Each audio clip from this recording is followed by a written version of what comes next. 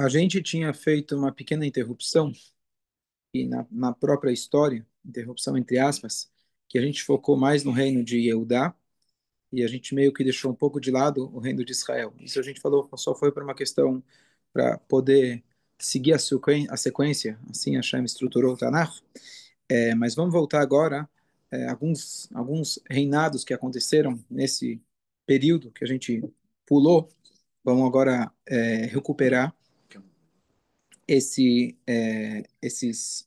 reinos. Então, a gente tinha pulado de Yeravam Benevat, que era aquele rei perverso que incentivou Yodim a fazerem Avodah Zará. Ele era o rei de Israel, os reis, o rei do norte. Ele teve, a gente falou bastante do neto dele, que era o Baasha. Mas vamos agora pular para o filho dele. Vamos voltar, na verdade, para o filho dele. Ele tinha um filho chamado Nadav. Se o pai dele era Yeravam, e se você já leu quem era o neto, que era o Baasha, você vai imaginar que esse sanduíche não ia ser muito melhor do que os outros. E, de fato, ele era Murashá.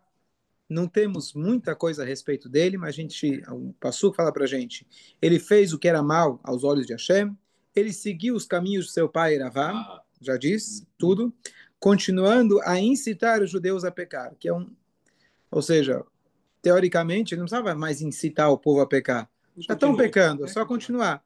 Aqui está escrito, ele continuou incitando, provocando o povo a pecar. O pai deu talvez até o pontapé inicial, mas chega uma hora que talvez ele até já vão sozinhos. Mas aqui está escrito que ele incitou, continuou incitando os Yodim.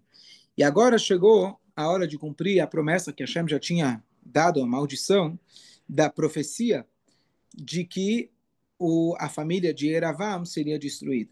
Então não aconteceu em vida do Yeravam, mas vai acontecer na geração seguinte. Então ele reinou por menos de 2 anos, e aí ele foi fazer uma batalha contra nossos arqui-inimigos, os Plishtim. E aí você pode imaginar, não, então ele estava na batalha e ele morreu. Não.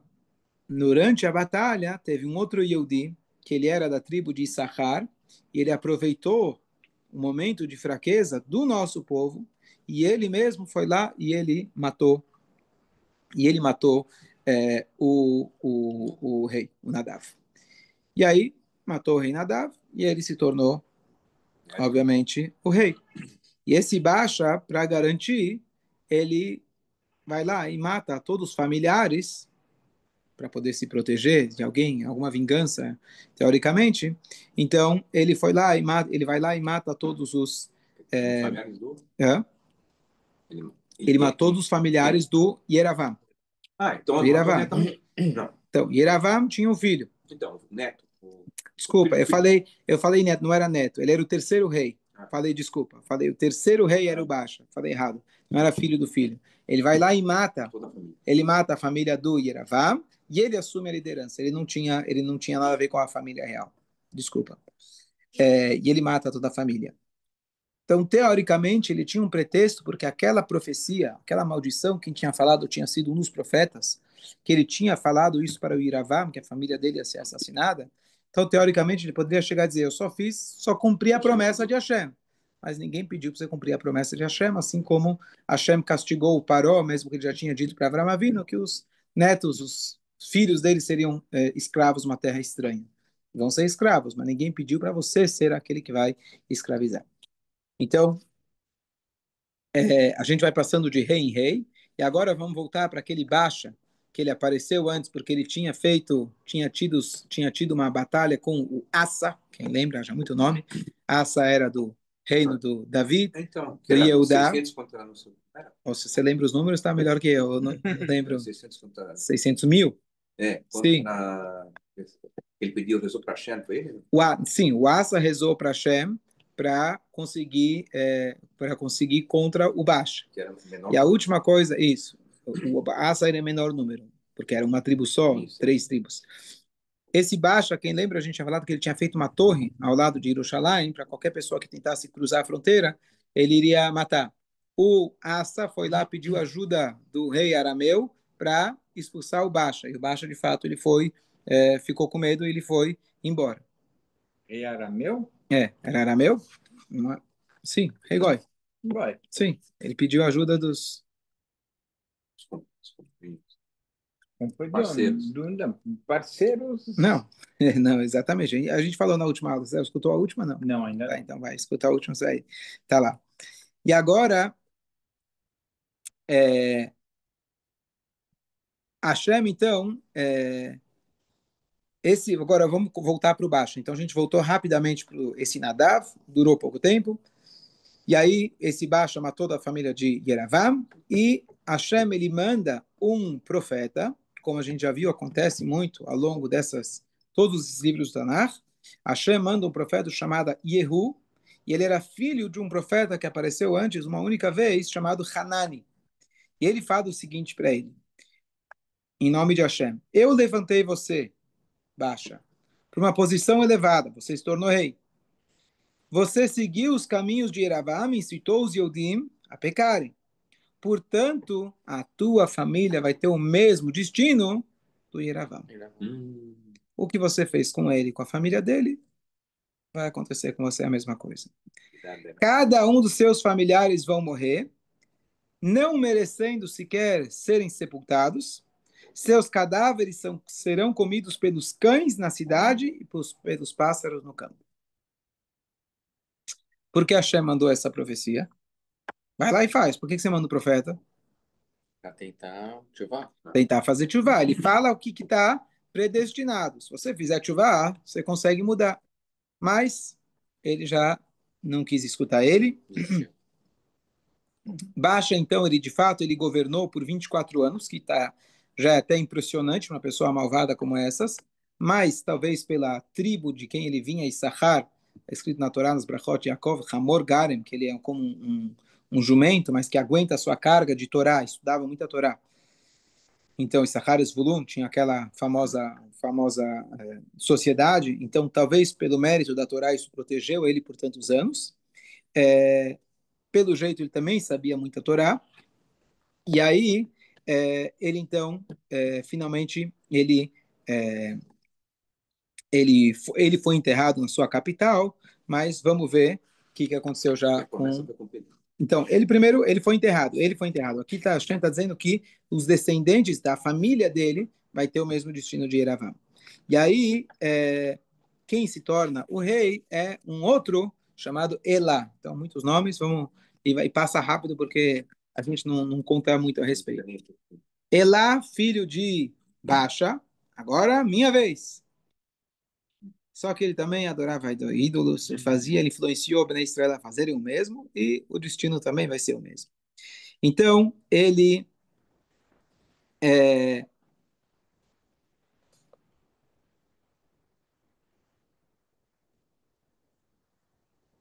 Então, lembra que o Baasha assassinou o Nadav enquanto ele estava numa guerra contra nossos inimigos.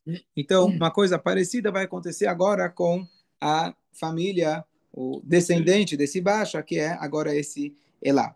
Então, eles estavam agora também numa guerra contra os Plishtim de novo, e esse Elá foi assassinado por um rival do seu trono, Yehudi, e foi claramente exatamente o que aconteceu. Que o pai dele fez para outro, aconteceu com ele mesmo. Mesmo ter sido um rachado, tinha que matar mesmo. Não podia. Hashem deu uma chance para ele fazer chuva. Ele fez. Não. Mandou o profeta para falar para ele o que vai acontecer. Mas assim, o castigo que Hashem impôs, quer dizer, mesmo que ele aniquilou um rachá. Eu não entendi a tua pergunta. Não, quando a pessoa aniquila um rachá, ele não tem mérito nenhum. O rachá não tem mérito nenhum, Não, está aquele dizendo? que mata um rachá tem algum mérito? Depende como que ele matou e por que ele matou. Qual foi a motivação dele? Ele matou porque ele quis fazer uma pena em nome de Hashem ou porque ele quis tomar o trono? Certo? Certo. Então, esse Elá era um rei que ele, na hora da batalha, ele ficou no seu palácio. Não só que ele ficou no palácio, ele estava bêbado nessa hora. Então, ou seja, tua turma lá morrendo para te defender e você nem aí bebendo. E aí, naquela hora, entra uma outra pessoa, aí entra chama um indivíduo chamado Zimri. Zimri, o nome Zimri aparece na Torá, mas não é o mesmo. E ele também já estava esperando a oportunidade de poder se livrar desse rei e tomar o trono, e é isso que acontece. Ele aproveitou que o pessoal estava focado na guerra, o rei estava lá no palácio, ele falou que precisava falar urgente com o rei, momento como esse, momento frágil, e ele aproveitou e ele matou a sangue frio, ele mata o rei. Então, agora ele lá, você vai dizer, bom, agora ele vai. E aí, lá, ele também, o reinado dele dura muito pouco tempo. O que lembra essa passagem, depois que Moshe Rabbeinu demorou, estava demorando para descer do Sinai, o povo fez o bezerro de ouro. E aí eles falam uma frase, Ele Elokecha Israel, Asher Otzeticha Meretz Mitzrayim. Esse é o Deus de Israel, vosso Deus de Israel, que tirou vocês do Egito. Estranho, né? Dizer que esse é o novo Deus já é estranho para a gente. Mas vamos supor, temos agora, Moshe foi bom até agora, o Deus foi bom até agora, mas agora a gente tem um novo Deus. Agora você vira e fala, não, esse é o que te tirou do Egito? Estamos falando do Ordeá, uma geração sábia, eram inteligentes. Que história é essa? Você faz um bezerro e você fala que ele tirou do Egito. Qual a explicação? Então, eu já dei no shiur faz tempo, não sei se lembra, de que eles, na verdade, no momento de fraqueza, eles voltaram àquilo que eles conheciam. O que eles conheciam? Idolatria. Até aí, ok. Mas o que significa dizer que esse é o que tirou do Egito? Então, quando ele estava nesse momento de fraqueza e confusão, o Erev Rav, que era uma turma que saiu junto, eles viram e falam, na verdade, sabe por que vocês saíram do Egito? Quem ajudou vocês a saírem foi o carneiro. Porque o mês anterior, o mês de Nissan, era o mês do carneiro. Corban Pesach, tudo isso que Hashem. Só que esse carneiro não tá com muita força, ele está meio fraco. O que, na verdade, a gente precisa servir é o touro. Esse sim, esse é o Deus. Esse é o forte. E o que eu comparei naquele shiur que eu falei é muito parecido com qualquer coisa, qualquer momento que a pessoa agora vai, né? A pessoa está lutando com as próprias forças, deixa Hashem de lado, faz Shalom, agora eu tenho a solução. E aí, de repente, aquela solução não dá certo. Não, mas agora dessa, porque a outra tinha um problema. E agora vai. Igual política. O que acontece? Agora temos esse novo político, esse vai salvar o nosso país. Aí ele fica lá, de repente, ele já é acusado, não sei o quê, não, mas agora o próximo, e assim vai, e o próximo do próximo. Por quê? Idolatria funciona assim, nenhuma tem o poder.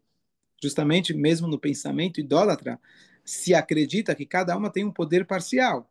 E eles precisam servir uma para ganhar da outra. São vários poderes. Esse é o pensamento pagão. Então, quando chega, isso é muito prático para o nosso dia a dia, quando a gente acredita em nós mesmos, eu fiz um negócio, estava quase dando certo e deu errado. Fala, não, esse negócio deu errado porque faltou aquele detalhe. Não, mas agora vai. Claro que você tem que aprender os seus erros, etc. Mas se você confia naquilo, você vai fazer outro erro e vai continuar. Então aqui você vê que esse ciclo, não é? Eu tenho lições muito práticas desse Elá, do Basha, do Nadav, do Yeravam, estavam todos repetindo o mesmo erro. E mesmo que eles tiveram momentos de glória, mesmo o Basha, que ele viveu, ele reinou por 24 anos, Hashem deu para ele todo esse tempo, então ele até poderia dizer, bom, eu consegui, mas o teu destino, se você não mudar, vai ser o mesmo. Se você não mudar essencialmente, se você não mudar na que você acredita e quem você está representando, teu destino vai ser o mesmo. Mais cedo, mais tarde, vai ser o mesmo. Mas é um povo burro, que não aprende com o erro dos outros. Estranho, né?